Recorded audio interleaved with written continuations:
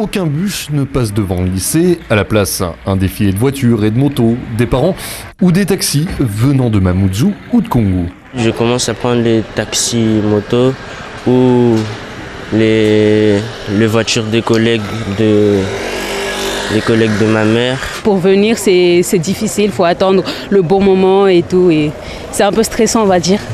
Certains parents n'ont pas de problème pour déposer leurs enfants, car eux aussi ne peuvent pas aller travailler. On s'organise comme on peut. Moi je suis bloqué, d'habitude je travaille dans le centre, donc je suis bloqué du coup, je la dépose.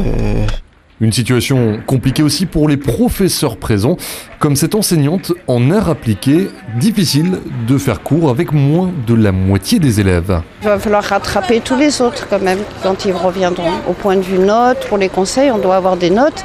Et il y en a qui sont plus impactés que d'autres. La cour est plus clairsemée que d'habitude. Plus d'un tiers des enseignants manquent aussi à l'appel.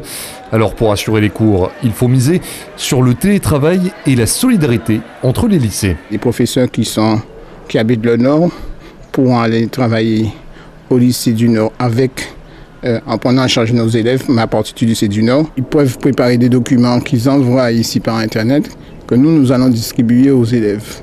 Tous les établissements sont touchés. Aucun bus ne circulait ce mardi en Grande Terre.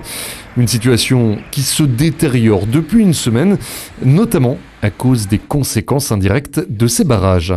Il y a également donc un phénomène d'approvisionnement en carburant, puisque le sud, qui était le grand sud, je dirais, qui a été épargné jusqu'à maintenant, où on a assuré donc la semaine dernière quelques rotations. Aujourd'hui, on est confronté à un problème d'approvisionnement de carburant et les véhicules, ils sont immobilisés malheureusement. Ces véhicules stationnés en bord de route deviennent ensuite des cibles. 2 bus ont été incendiés, l'un la semaine dernière à Tsundu 2, l'autre cette nuit à Sada.